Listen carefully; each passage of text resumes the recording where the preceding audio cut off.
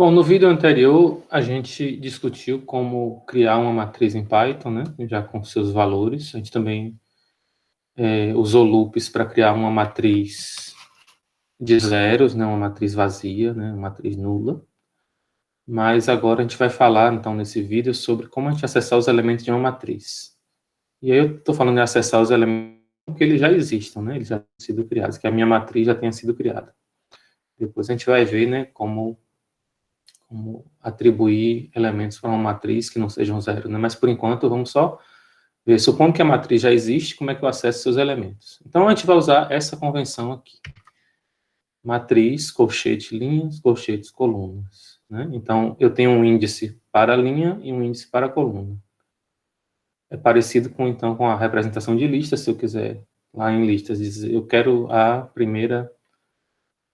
o primeiro elemento da lista. Então, a gente fazia lista, colchete, 0. Se eu queria o quarto elemento, fazia lista, colchete, 3. Aqui eu vou fazer de modo similar, só que agora eu vou fazer lista, colchete, por exemplo, 2, colchete, 3. Aí eu vou acessar um elemento específico de uma matriz.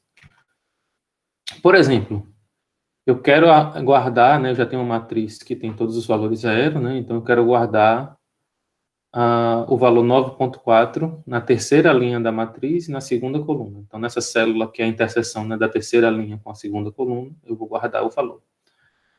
Mas, né, mais uma vez, em programação, a gente não usa a convenção de matemática de começar os índices de 1, a gente começa de 0. Então, se é a terceira linha, eu estou falando da linha 2. Se é a segunda coluna, eu estou falando da coluna 1. Então, eu faço simplesmente notas colchete 2, colchete 1, a igual a 9.4. Então, atribuo 9.4 a essa célula. Então, quando eu estou usando essa representação matriz, colchete, linha, colchete, coluna, eu estou falando de uma célula da matriz, que é a interseção da linha representada pelo primeiro índice da coluna, representada pelo segundo índice. Suponha que eu queira alterar o valor da primeira linha, segunda coluna, da célula que está na interseção da primeira linha com a segunda coluna da matriz notas. Eu quero ler esse valor do teclado. Então, eu tenho que atribuir com input. Mas eu tenho que atribuir a aquela célula. Então, como é que eu faço para me referenciar a essa célula? Primeira linha representa a linha 0, segunda coluna é a coluna 1, então vai ser notas, colchete 0, colchete 1. Mas aí eu quero colocar o que em notas, colchete 0, colchete 1? Eu quero colocar nessa célula o valor de uma nota. Então, eu vou fazer o input normal, no caso aqui são notas, são valores reais, então eu vou armazená-las como float e guardá-los nessa célula.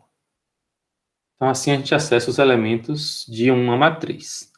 Como a gente faz, né, para ter uma visualização melhor disso? Vou fazer um exemplo um pouquinho mais detalhado para a gente ver essa representação. Eu vou começar aqui com esse exemplo parecido com o anterior, criando uma matriz chamada tabela, que contém apenas zeros. Lá a gente tinha feito uma matriz de notas, que tinha, no exemplo anterior, né, que eram 3 notas, 3 colunas, e a gente tinha 20 alunos. Então, a gente tinha uma matriz 20 por 3, 20 linhas por 3 colunas. Aqui eu vou criar uma matriz tabela 4 por 5. Ela tem 4 linhas com 5 colunas. E todas delas eu vou colocar 0. Né? Então, se ela tem 4 linhas com 5 colunas, então meu loop externo vai varrer até 4 e meu loop interno vai varrer até 5. Lembrando que o 4 e o 5 não entram, né? Porque a gente começa de 0. Então, vai de 0 a 3 e o outro vai de 0 a 4. Mais uma vez, só relembrando, né, a gente cria a tabela, né, como uma matriz, uma lista vazia, depois a gente faz o loop externo, cria a linha, faz o loop interno para cada passo do loop interno, né, para cada coluna a gente adiciona um 0 e no final a gente adiciona a linha com esses zeros. Né?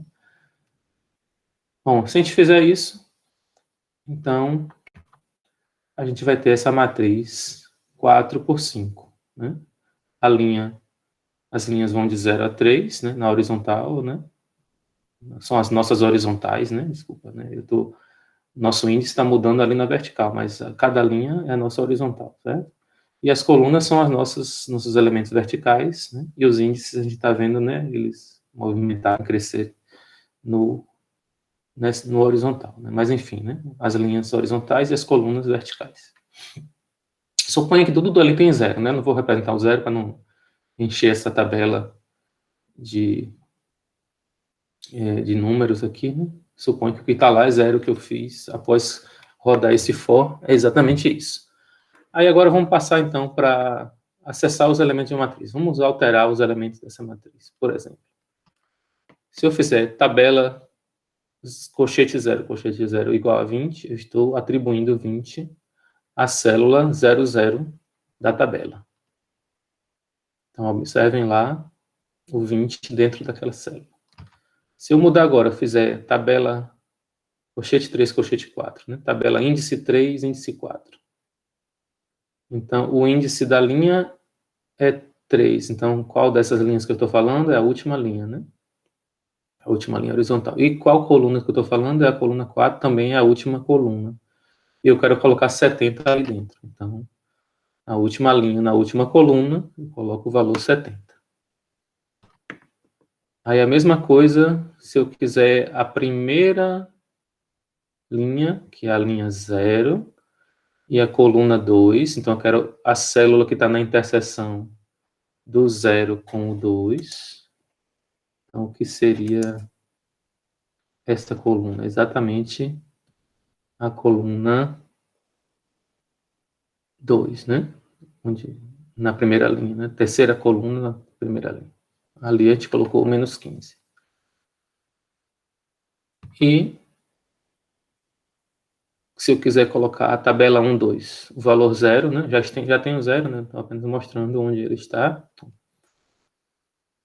Ele estaria na segunda linha e terceira coluna.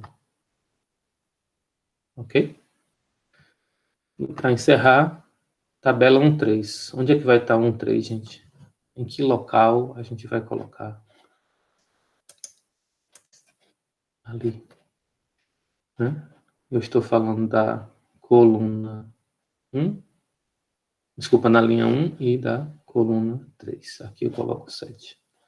É bem simples, não sei se eu preciso falar mais detalhes sobre isso, né? É a representação que vocês estão acostumados a matriz em matemática, só que a diferença é que os nossos índices começam de zero.